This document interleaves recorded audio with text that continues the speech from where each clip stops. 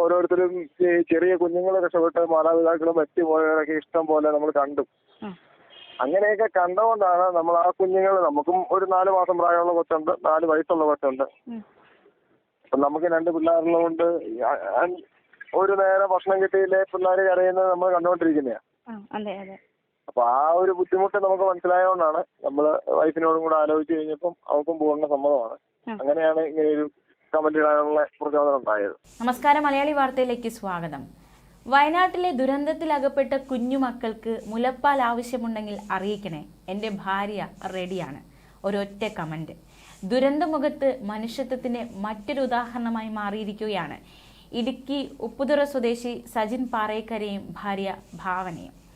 Comment വെറുതെ ആയില്ല. നിമിഷങ്ങൾക്കകം ഫോണിലേക്ക് ആവശ്യക്കാരുടെ കോളുകൾ. വയനാട് ദുരന്തത്തിൽ അമ്മമാരെ നഷ്ടമായ പിഞ്ചു കുഞ്ഞുങ്ങൾക്ക് ആശ്വാസമാവുകയാണ് ഭാവന സജിൻ ദമ്പതികൾ. ദുരന്തത്തിൽ അകപ്പെട്ട് മാതാപിതാക്കൾ നഷ്ടപ്പെട്ടു പോയ കുഞ്ഞുങ്ങൾക്ക് മുലപ്പാൽ നൽകാൻ തീരുമാനിക്കുകയായിരുന്നു ഇവർ. ഇടുക്കി സ്വദേശികളായ ഇവർ വയനാട്ടിലെ ദുരന്തമുഖത്തേക്ക് യാത്ര തിരിച്ചിരിക്കുകയാണ്. എന്തായാലും അവർ മലയാളി വാർത്തയോട് പ്രതികരിച്ചിരിക്കുകയാണ്. പ്രതികരണത്തിലേക്ക്. കുഞ്ഞുമക്കൾക്ക് മുലപ്പാൽ ആവശ്യമുണ്ടെങ്കിൽ അറിയിക്കണേ എന്നൊരു ഒറ്റ കമന്റ്, അത് കഴിഞ്ഞ ദിവസങ്ങളിൽ വൈറലായിരുന്നു. തീർച്ചയായിട്ടും അതൊരു പ്രശംസനീയമായിട്ടുള്ള ഒന്ന് തന്നെയായിരുന്നു ആ ഒരു കമന്റും ആ ഒരു തീരുമാനവും. അപ്പോ എന്താണ് ഇങ്ങനെ ഒരു തീരുമാനത്തിന് പ്രേരിപ്പിച്ചത്? നമ്മള് ഈ ന്യൂസുകളൊക്കെ കണ്ടുകൊണ്ടിരിക്കുന്നതാണ്. അപ്പൊ ആ ന്യൂസുകളിൽ ഓരോരുത്തരും ഈ ചെറിയ കുഞ്ഞുങ്ങൾ രക്ഷപ്പെട്ട് മാതാപിതാക്കളും മറ്റുപോയവരൊക്കെ ഇഷ്ടം പോലെ നമ്മൾ കണ്ടു. അങ്ങനെയൊക്കെ കണ്ടുകൊണ്ടാണ് നമ്മൾ ആ കുഞ്ഞുങ്ങൾ, നമുക്കും ഒരു 4 മാസം പ്രായമുള്ള കൊച്ചുണ്ട്, 4 വയസ്സുള്ള കൊച്ചുണ്ട്.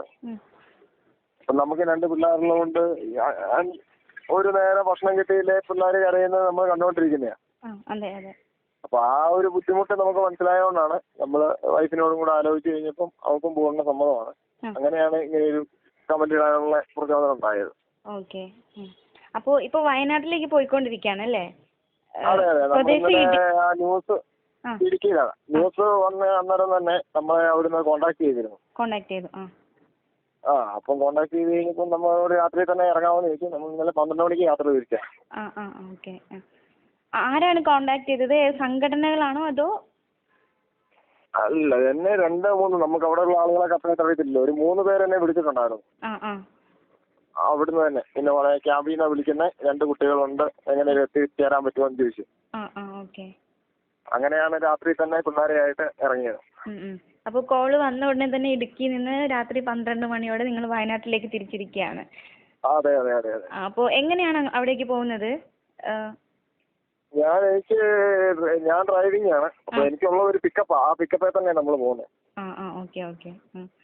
ഇനി അവിടെ ചെന്നിട്ടുള്ള പ്ലാനുകൾ എന്തൊക്കെയാണ്? അവിടെ സ്റ്റേ ചെയ്യാനോ? അവിടെ എങ്ങനെയാണോ അവര് പറയുന്നത് അതനുസരിച്ച്, അവിടെ കൺട്രോൾ ചെയ്യുന്ന ആളുകൾ കാണുമല്ലോ, അവര് പറയുന്നത് എങ്ങനെയാണോ അതനുസരിച്ച് ചെയ്യാന്നുള്ള രീതിക്കാണ് നമ്മൾ പോകുന്നത്. സ്റ്റേ ചെയ്യണേ സ്റ്റേ ചെയ്യാന്നുള്ള രീതിയിലാണ് പോകുന്നത്. അപ്പൊ ചേട്ടൻ എന്ത് ചെയ്യുന്നു? ഞാൻ ഡ്രൈവിംഗ് ആണ്.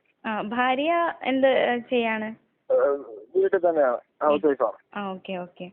അപ്പോ എന്തായാലും പ്രശംസനീയമായിട്ടുള്ള ഒരു തീരുമാനം തന്നെയാണ്. ശരിക്കും ഈ കമന്റ് എവിടെയായിരുന്നു ഇട്ടത്? ഈ ഒരു താല്പര്യം ഉണ്ട് ഇത് മനോരമ ന്യൂസിന്റെ ഒരു ന്യൂസ് ലിങ്ക് വന്നിട്ടുണ്ടായിരുന്നു. അതിന്റെ അടിയിലാണ് ഞാൻ എന്റെ അഡ്രസ് ഉൾപ്പെടെ ഇട്ടത്. ആ അഡ്രസ് ഉൾപ്പെടെ എന്ന് പറഞ്ഞു കഴിഞ്ഞാൽ ഫോൺ നമ്പർ അതിന്റെ പേരിലുണ്ടായിരുന്നു, കോൺടാക്ട് നമ്പർ. ഇപ്പൊ ആരെങ്കിലും ഉണ്ടെന്നുണ്ടെങ്കിൽ നമ്മളൊക്കെ മെസ്സേജ് അയച്ചു കഴിഞ്ഞാൽ കിട്ടാൻ വലിയ പാടാണ്. കോൺടാക്ട് നമ്പർ ഇട്ടു, ആരെങ്കിലും ഉണ്ടെന്നുണ്ടെങ്കിൽ വിളിച്ചോളാൻ പറഞ്ഞു. അത് അങ്ങനെ ന്യൂസായി പോവാണ് ചെയ്തത്. ഓക്കെ. അപ്പോ ആദ്യമായിട്ട് കോണ്ടാക്ട് ചെയ്തത് ആരായിരുന്നു? ഈ അവിടുന്ന് തന്നെയാണോ? അവിടുന്ന് തന്നെ ഒരാളാണ് എന്നെ ആദ്യമായിട്ട് വിളിച്ചത്. എങ്ങനെയാണ് വരാൻ സാധിക്കുമോ എന്ന് ചോദിച്ചാണ് വിളിച്ചത്. അപ്പൊ അങ്ങോട്ടുള്ള യാത്രയിലാണെന്ന് അറിയാം. അപ്പൊ എന്തായാലും ഒരിക്കൽ കൂടി അഭിനന്ദിക്കുകയാണ്. സംസാരിച്ചതിന് നന്ദിയുണ്ട്. ഓക്കെ. Thank you. മനുഷ്യത്വത്തിന്റെ മറ്റൊരു നേർ ഉദാഹരണം എന്ന് തന്നെ വേണം ഇതിനെ വിശേഷിപ്പിക്കാൻ. ദുരന്തത്തിലകപ്പെട്ട നിരവധി പിഞ്ചു കുഞ്ഞുങ്ങൾക്ക് അമ്മയില്ലാതായെന്ന വിവരമാണ് ഭാവനയെ ഇത്തരത്തിലൊരു തീരുമാനത്തിന് പ്രേരിപ്പിച്ചത്. തുടർന്ന് മുലപ്പാൽ നൽകാൻ തയ്യാറാണെന്ന് സാമൂഹ്യ മാധ്യമങ്ങൾ വഴി അറിയിക്കുകയായിരുന്നു. 2 കുട്ടികളുടെ അമ്മയാണ്. അമ്മയില്ലാതാവുന്ന കുഞ്ഞുങ്ങളുടെ അവസ്ഥ തനിക്കറിയാം, അതുകൊണ്ടാണ് താൻ ഇതിന് തയ്യാറായതെന്നും ഭർത്താവിനോട് ചോദിച്ചപ്പോൾ പിന്തുണ കിട്ടിയെന്നും ഭാവനയും പ്രതികരിക്കുകയുണ്ടായി. എന്തായാലും ഈ ദുരന്തമുഖത്തെ കുഞ്ഞുങ്ങൾക്ക് മുലയൂട്ടാൻ എടുത്ത ഈ തീരുമാനത്തെ പ്രശംസിച്ച് നിരവധി പേർ രംഗത്ത് വന്നിരിക്കുകയാണ്. ന്യൂസ് ഡെസ്ക്, മലയാളി വാർത്ത.